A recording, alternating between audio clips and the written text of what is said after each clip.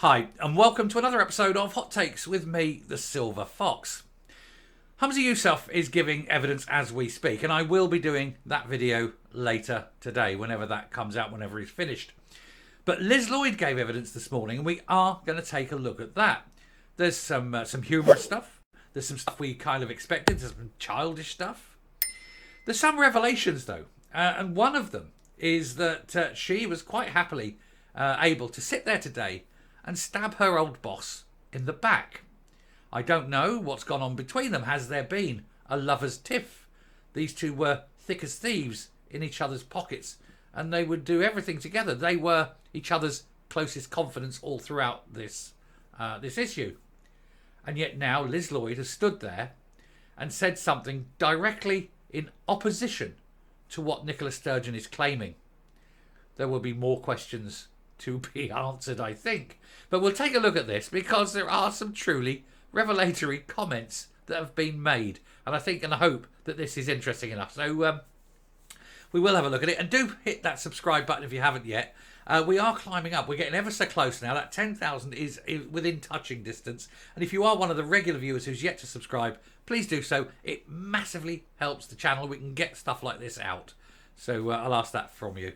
Anyway, we'll take a look at what Liz Lloyd said and the reaction to it. Here goes. Now, of course, Nippy's always claimed that she deleted all this stuff because it was unimportant. It was minor stuff. It was trivia. No important decisions, nothing was like that was made on WhatsApp. And that's why she felt free to delete everything on WhatsApp and her private email accounts. It's a shame she didn't talk to Liz Lloyd first.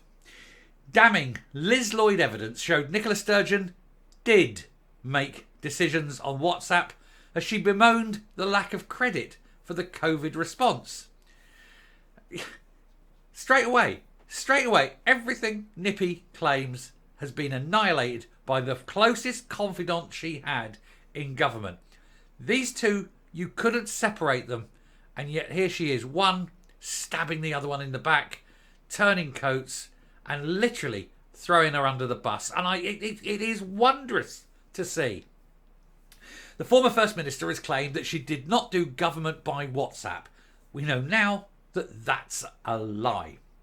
That was hence the deletion of her correspondence, but evidence from the UK COVID inquiry showed that her and key advisors did discuss key decisions on the messaging app. And therefore, that is destruction of evidence, perversion of the course of justice, breach of the Freedom of Information Act. There's 3 charges before you start. I hope the police are knocking on her door as we speak. Damning evidence put to Nicola Sturgeon's closest ally Liz Lloyd revealed that the pair did discuss COVID decisions on WhatsApp during the pandemic, shedding doubt on the former First Minister's claims that she did not do government by WhatsApp. Shedding doubt on it, calling it out for what it is, outright and blatant two-faced lying. Liars. The ex-SNP leader claimed that she deleted her correspondence because there was no decision-making on it. Lies. The little liar. Fibs caught out and turned by your closest friend and colleague. Marvellous to behold. Told you this would be popcorn.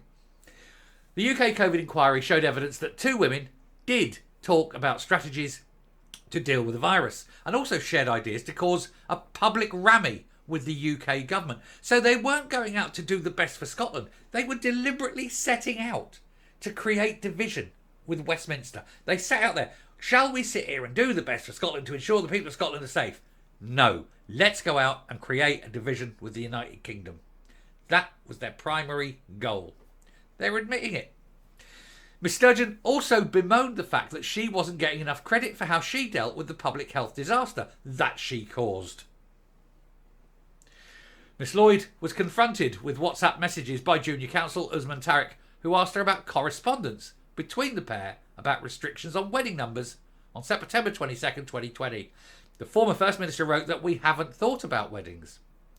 The advisor suggested the Scottish Government should stick to 20 guests, despite the UK Government reducing their rules from 30 to 15. She said they should just leave it. Because it's different. We want to have a difference. Mr. Tarrant asked, is that not an example of a decision that was made very much at the last minute over WhatsApp between you and Nicola Sturgeon? But Miss Lloyd claimed that this was a decision that was made at cabinet level and said the First Minister had strong enough mind that if she felt my advice was not the right advice, she would have said so and acted on that. But she says within the WhatsApp, she asked the question and Liz Lloyd replied. And therefore that is a discussion and a decision. It was an inquiry and information. It related to policy. It was government policy by WhatsApp. It's clear. It said, I'm advising and sought to get correct information on a factual basis to give that advice, she said, but the decision was very much hers, and another WhatsApp exchange was shown between the pair, which dated from during her former Prime Minister Boris Johnson's public conference in October 2020,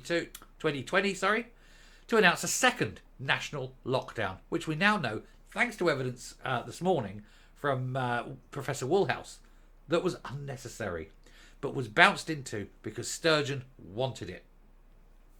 The pair were extremely critical of Mr. Johnson, and Miss Sturgeon complained about the lack of credit she believed she was getting from the public, because the public was sick to the back teeth. She was up there every day. Boris would come on every few days. She was up there for half an hour, 40 minutes every day. Scotland's mammy, scolding you all, telling you all, look at me, look at me. She was the anti-mammy, wasn't she? She said, comms is beyond awful. We're not perfect, but we don't get enough credit for how much better we are. Better. You had a higher death rate in Scotland than there was in England, so I don't think that's better. Your lockdown, which was unnecessary, went on longer and damaged the economy even deeper. I don't think that was better. So I think all this employment of the word better is purely within your mind because you seem to think that you are in some way God's gift, an angel of mercy, come down to earth to save us all from the problems that you have created. She said, this is fucking excruciating. Their comms are awful. His utter incompetence in every sense is now offending me on behalf of politicians everywhere. He is a fucking clown. He's also higher up the food chain than you, darling. Anyway, Miss Lloyd was then confronted with more messages between her and Sturgeon and was accused of using the pandemic to create public spats with the UK government, which we all know. We all know that this was weaponised. In the messages, which were about ending furlough, the advisor said, my reason for setting a timeline for them to answer us on furlough is purely political.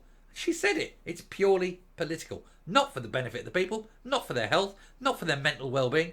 No, it's a political decision to create a grievance and a difference with the United Kingdom government. And in that line, everything they do can be said to be political. There is no health benefit. They were not doing this, and therefore nothing was necessary. That is the line that condemns them. She said, especially as we expect the answer to be no, it looks awful for them, and creating that kind of pressure could possibly result in a yes vote, although we agree we shouldn't bank on it. I think I just want a good old-fashioned rammy with the UK government so I can think about something other than sick people. And she was asked to explain these words. She said, this is an expression of frustration that we're not able to manage in the pandemic at this point in time. Bullshit. This was a deliberate push to create a difference so that you can push the need of independence, because we're doing it different, and this is why we need to be an independent country. Queen Nicola is here to save us. Only Queen Nicola clearly doesn't give a shit. Queen Nicola did not give one flying shit about the health of the people. She's admitting it's purely political. There was a lot of things in the COVID, she said, in the COVID the UK government did or didn't do, we just let it go. I felt the issue of furlough was materially important to the handling of the pandemic, but it was a hindrance in our ability to handle the pandemic. Yeah, they did not like the furlough because furlough was run from number 11. It was basically the Chancellor was running furlough. And they had no control over that. And boy, did they hate the fact that it was purely a UK government thing because it was a UK tax. And they hated it. They absolutely hated it. And that's why they actually objected earlier on in the stage. They wanted to object to having furlough. Scots out there would have starved to death without furlough because all these places had been closed down. Nobody's paying your wages. Nothing. What do they expect you to do? Soup kitchens? Yeah? Go and get your Jesus buns? Heavens to Betsy, these people are mad, aren't they? Anyway, it was angry the way it blocked our ability to do what we wanted to do, and that expresses that frustration bubbled over a bit. Yet what she was angry about was the fact that furlough was pushed through by the UK government and not them. But can you imagine them trying to run furlough? You'd be waiting for your money yet, wouldn't you? Mr Tarrick put it to Miss Lloyd that she was setting a political trap for the UK, as if it refuses to extend the furlough scheme to Scotland, it looks awful for them and strengthens the argument for independence. And she disputed that there was any issue of independence in this, but we know that is quite clearly a lie, because they all lie. Coming up.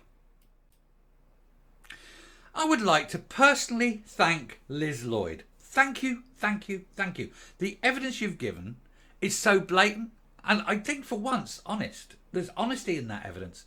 One, you are right. You did create political division, not to try and help people, not for the health, the physical or mental health of the people of Scotland, purely for political division. Some of the things you were doing were not useful, helpful, or in any way good, but they were politically motivated to create a difference.